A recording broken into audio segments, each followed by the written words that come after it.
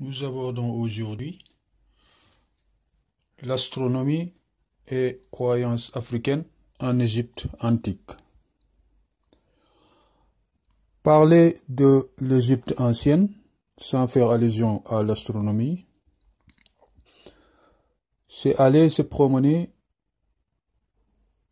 au marché sans pour autant acheter.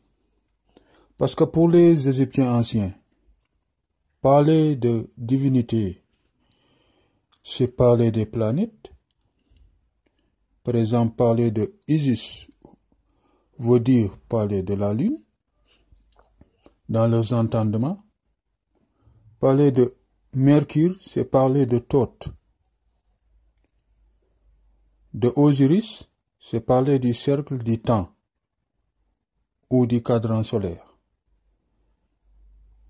Ainsi de suite. Comprendre cela peut aider à clarifier l'histoire des origines africaines de l'Égypte lorsque le Sahara était vert. Cette civilisation est née de la Mat, l'éveil de la conscience qui a pour origine l'eau. Cette grande inondation, Maha, un grand événement astronomique ayant causé la présence de beaucoup d'eau, inondation diluvienne. Cette situation est la source de la certitude. Ja, certitude, T, source, qui est associée à un instant précis où on sort de l'obscurité vers la lumière du jour. Yere, qui est une constante. Cet instant précis de l'omniprésence du soleil, l'éternel moment présent pour les Égyptiens anciens. Yere. Yere, c'est l'unité de mesure du temps et de l'espace en ancienne origine. Symbolisé par la balance, Khenche. Ce processus du réveil est le Hedju, considéré comme les 5 jours saints, jours de naissance des planètes, considérés comme des planètes de divinité saintes, Osiris, Nephthys et consorts. Ainsi donc, la Maté se caractérise par cette formulation Maté égale Djate, source de la certitude, qui est égale à Yere, la constante. En soninké, Maté ñaani Djate, Djate ñaani Yere. Yere ñaani Yirgande, compter. Le verbe compter commence par le Yere, l'instant initial, pour nous permettre de faire la transition vers l'astronomie égyptienne. Fondement culturel religieux des Khanto, Khannu, Sunnu, Manu, Maremu et les dizaines de dénominations qui leur sont consacrées. Toutefois, cette science est associée à la mythologie. Et cette association à la mythologie, donc de l'astronomie, donne l'astrologie. Ce qui fait de l'Égypte la terre-mère de l'astrologie, qui, sans connaissance astronomique, est impossible à imaginer. L'astronomie, l'astrologie, la chronologie, la mythologie égyptienne sont étroitement liées. Mais le manque d'informations sincères nous entraîne souvent vers le mythe, la mythologie.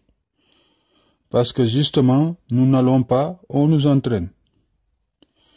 Les Égyptiens anciens avaient très tôt remarqué les 7 planètes majeures, les 7 pontées dans leur langue. Tonté, c'est fait. 7 tontés, 7 tontés, 7 c'est fait. Nyorum ponté, en sonique, nyorum tonté, nyorum tchefe. Ponté est égal planète au pluriel. Pâté au singulier. Ces 7 planètes sont le Soleil, la Lune, Mercure, Vénus, Mars, Jupiter, Saturne, à l'origine du calendrier de la parole donnée de Aswan Elephantine, Achetin Tonte. Nyani Angatin Tonte, Agatin Tonte nyani Anyorun Nchefe. Anyorun Nchefe nyani Anyorun Tonte. Moyen 4235 avant Jésus-Christ, officiellement. Donc, cette parole donnée est une formule mathématique. Maate égale jate, jate nyaniere. Parce que, en ancienne origine, parole est égale écriture est égale à nombre. C'est la loi du Sefé ou le principe du Sahara, principe des peuples anciens qu'utilisaient les anciens Serahoré. Pour l'heure, présentons les 7 planètes majeures égyptiennes. En premier ordre, le Soleil. En égyptien ancien, c'est Ra ou Ré, appelé par les Égyptiens anciens même Potim Pare, Potiphar pour les Grecs. Pontim Pare, les messagers des planètes. 2. La planète Lune, appelée par les Égyptiens anciens Yo ou Yoro, en ancienne ou associée à Isis. Yo, c'est l'accord. Donc la Lune, c'est l'accord en égyptien ancien. 3e planète, c'est Mercure. C'est Thoth ou Tuinte, source de la connaissance. Hermé, pour les Grecs, Hermès. 4e planète, c'est Vénus, associée à Nephthys, cette divinité, qui est associée à la divinité égyptienne Siroyonte, Siroyente,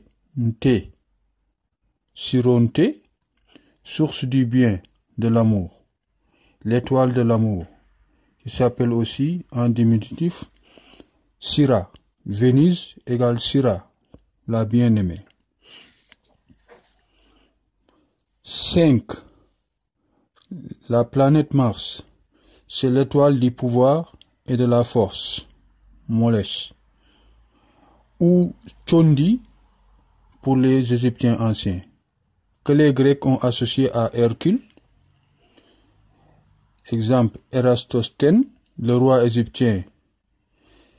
Sembem Mforu Nkarate, en égyptien ancien, ou Somben Harem Po Nkarate, que les Grecs ont traduit en Hercule Harpocrate. Hercule Hippocrate en grec. 6. C'est Jupiter, la planète Jupiter, qui est associée à Ammon. Ammon, Ra, Amin, confirmé par les écrits de Plutarque sur Isis, chapitre 9 en hiéroglyphe. Et enfin, la 7e planète, c'est la planète Saturne.